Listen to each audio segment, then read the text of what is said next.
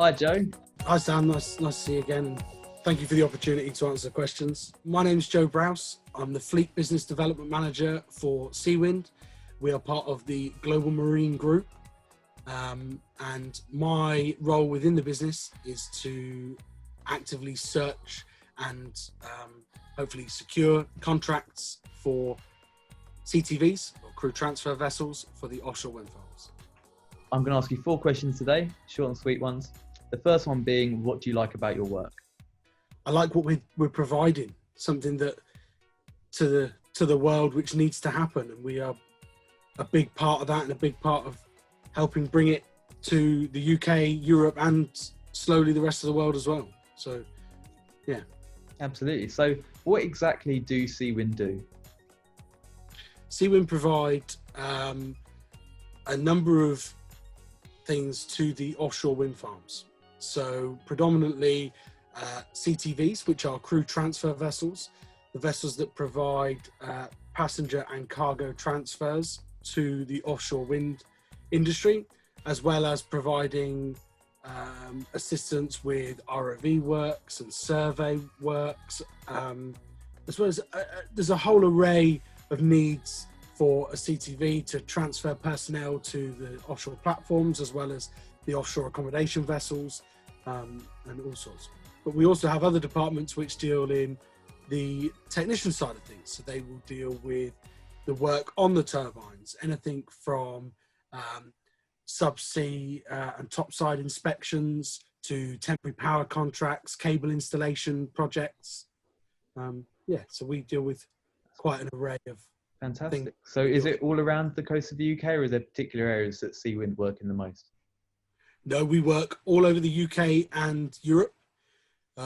Masses of jobs at the moment cut across the sort of northern coast of, or the northwestern coast of Europe, and into the Baltic Sea, as well as all the way around the UK. We've worked on sites from Aberdeen to Barrow-in-Furness in Cumbria to Kent, the Kent coastline, and Norfolk coastlines, and North Wales, and yeah, you name it, we've been there. Fantastic. Okay, so how did you start out in this job? So I started out in Seawind as a deckhand. So I started on the boats. Then I did all my qualifications to become a skipper, or a master as they're referred to. Then I became a superintendent. So I then managed a section of the vessels that we supply, and their day-to-day operations, making sure the guys have what they need, dealing with the sort of point of contact for the clients, making sure the boats are kept in the standard that we have to uphold to provide the service that we do. And now I'm in the business development side, which is the sales side of things. So I've taken my practical knowledge from being on the boats, and then putting that in together with previous sales experience I had when I was younger, and combining the two together to get the contracts for the vessels. Fantastic. That's great. So what would you say to someone starting out today then? Oh, that's a difficult one. So, because go for it.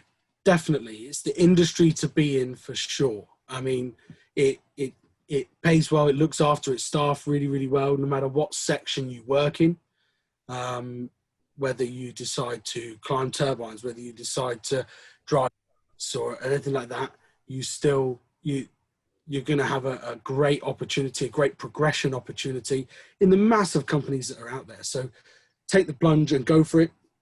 There's opportunities to work away from home, and there's opportunities depending on where you are in the country. Unfortunately, not for me where I live, but certainly local jobs as well. So definitely 100% go for whatever sector appeals to you, in whatever you like. I was wondering, do Seawind offer any sort of opportunities? How would young people, if they were interested in working for Seawind, how would they maybe get in contact? Is it just send an email, or is there any sort of program you run? Yeah, definitely. I mean, there's definitely possibilities for young people within Seawind. I know, for example, that we're working on something now to get people in on the engineering side of things within our fleet team. So there's to say that there's a load of possibilities is is an understatement. There's people that work. we have accountants, we have solicitors, we have seafarers, we've got rope access technicians. It goes on and on and on. We have such a diverse group of people that work for us, and of varying levels of skill sets. When I started with Seawind, I got seasick, and I was, within months, there's so many people that start off like that don't necessarily have I'm trying to think of the way to put it, the experience within offshore industry or something like that. They may have, for example, electrical qualifications. They might be a domestic electrician. They could be massively valuable to us. You could be a car technician, fixing cars for a second-hand garage or a main dealership. We have generator technicians. So we also have seafarers that are engineers as well as seafarers. So the list goes on and on and on. And even if you don't have experience in that and you're looking for a complete change, that doesn't necessarily mean that there isn't anything available for you.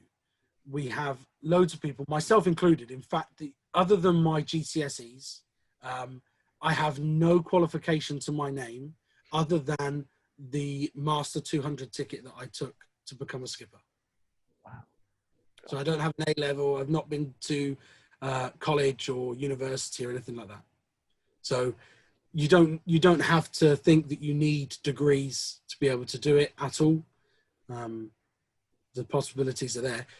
The one thing we look for more than anything is work ethic and enthusiasm, because the industry does consume you. You come in to start with thinking that you want to change, myself included.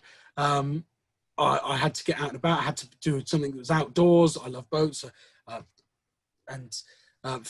from a family of fishermen. They've fished for generations. So I needed to get out. And the industry itself wasn't what enticed me. But once I got in, the boats became sort of the cherry on the cake. The industry became the reason why I stayed. And I think it does that to everybody. Yeah, fantastic. Okay. So with that in mind and with your past experience, what would you say is your vision for a greener future, maybe specifically within your area? Yeah, so for me, obviously, the wind farms are a big part of becoming greener as we move forward. Now, I see big changes in the way that we are constructing those wind farms.